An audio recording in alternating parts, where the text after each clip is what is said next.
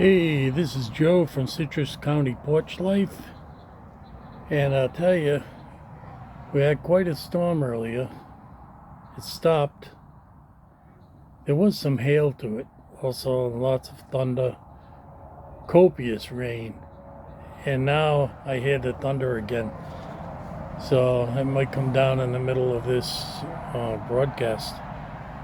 Uh, well, I'm coming to you with the AA word of the day for August 26, 2024. And the word is give it away. And the quote is from Alcoholics Anonymous, the big book, the blue book, page 159. Though they knew they must help other alcoholics if they would remain sober, that movement became secondary. It was transcended by the happiness they found in giving themselves for others. And here is the words from the Daily Reflections. Those words for me refer to a transference of power to which God, as I understand him, enters my life. Through prayer and meditation, I open channels. Then I establish and improve my conscious contact with God. Through action, I then receive the power I need to maintain my sobriety each day. By maintaining my spiritual condition, by giving away what has been so freely given to me, I am granted a daily reprieve. And it is a daily reprieve. Yeah, we measure stuff in years like, oh, I did a year, but every day we make that decision not to pick up a drink. I forget, I haven't looked mine up, but it's about 12,250 days. But it's a conscious choice.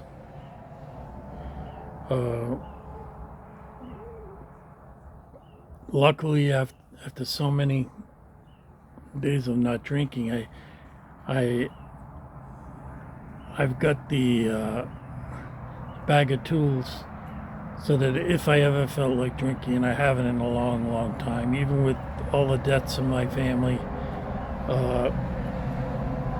never once thought of drinking. We all go through major milestones in our lifetime, and some people choose to drink over them, but nothing's made better by drinking. Nothing. Probably made worse. And when you come out of your stupor, you still got to deal with the same stuff. So for me, it's not an option. It's not an option that makes any sense at all. And this is basically saying that, it's a rule that you help other alcoholics, so-called rule. But that motive that you have to do it becomes secondary, because when you reach a certain spiritual condition, you want to do it. It isn't even an obligation, really. It's something to help you. It initially starts out, well, I'll help that person, but we receive as much benefit, spiritual benefit, as that. And I've had very many people that I've tried to help, and two in particular come to mind, and they weren't successful, but I tried. One young guy, Kenny, I worked with, and he just could not get it. He just drank and drank and drank. I took him to court. He slipped out of court, got drunk, and crashed someone's Cadillac. And he was in jail. He got out. I tried to work with him again, and nothing worked. And then one day at 11 o'clock, I was supposed to take him to a meeting. He was supposed to call me, but he didn't. And when I returned it, when I called him, I didn't get any answer. A young guy in the southern part of Rhode Island just jumped out in front of a big truck, and that was the end of his life. And it's a terrible feeling. to see someone slip away like that, and you're trying to help them, but all you can do is try to help. And the other was the case of my youngest brother. Is an alcoholic, definitely an alcoholic. He had a period of sobriety about 10 years before his death, when he was trying to become an electrician. He did become an electrician. I tutored him in math. That's what I studied in college. And but he just could not maintain that sobriety. He got into all sorts of legal problems, threatening people, and I don't think he tried to kill himself. He was drunk, and on the night of February 5th, 2023, it was the coldest day up in Rhode Island. My family is from Rhode Island, and I used to live there all my life till I moved to Florida. It was minus 19 degrees, and that was not feel like. That was minus 19. And he had progressed to the point, some people call it Korsakoff syndrome, some people call it Wernicke's, where he had a hard time walking, even when he was sober, but he was drunk. That was confirmed by his friends who had been with him and then left. He went outside to do something. He fell, hit his head, and froze to death. And it was such a wasted life. Yeah, he was 14 when I was born. I helped my mother take care of him because, there were a lot of kids. My sister very close to him in age, and then another brother very close to him in age.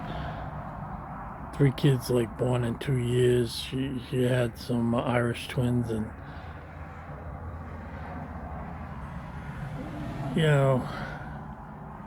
you don't have an answer why I've been able to maintain sobriety and he wasn't.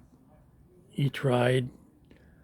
He tried several times, but he always slipped back.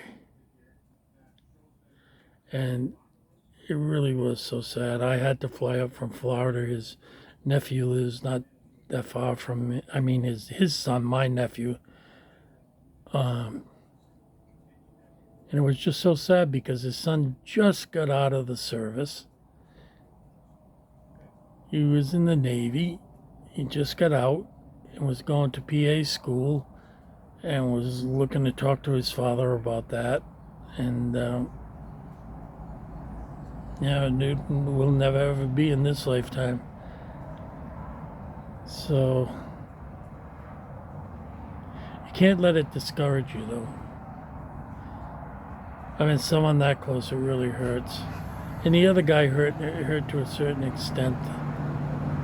I never thought he would actively kill himself. But that's what happens. They say, death, jail, or institutions await you if you don't stop drinking. And for my brother, it was death. And for the other kid, Kenny, it was death. But I still try. I still absolutely try. In another instance of giving of yourself, there was a young guy I went to this Friday night meeting all the time, and I knew everybody. And I liked everybody, and I was interested in everybody. I'd go over, shake their hands, and talk. And this was one of his first meetings. And he came up to me after the meeting and said, "Could we talk, maybe get a coffee?" I said, "Sure, no problem." And he was telling me how shy he was, and he just didn't think that he was watching me closely interact with people. He said, "You look like you were having a good time and that you were really interested in what people are saying." He says, "I don't know if I can be like that." And I told them I was interested in what they were saying, that they were my friends. Well, skip ahead a couple of years, and he was interacting with everybody in the group. He had maintained his sobriety from the first meeting, And it was just great to see him grow like that, and not have problems with interacting with people. Uh, he said, "How do you remember their names?" I said, "Well, it comes with being at this meeting for 10 years." I said, "You're not going to remember everybody's name when they introduce themselves for the first time. But they're all very nice, and if you tell them I forgot your name, they'll repeat it." And they said that eventually, you'll know it. And that was a very good kind of way. Just sitting there one on one, talking about his problem over coffee, and seeing it resolve with time, going to meetings and staying sober. So that's it for today, August 26, 2024. Have a safe day. The big Labor Day holiday is coming up, and live with a little sadness because it's always the end of summer. Well, that's it for me. Have a good one.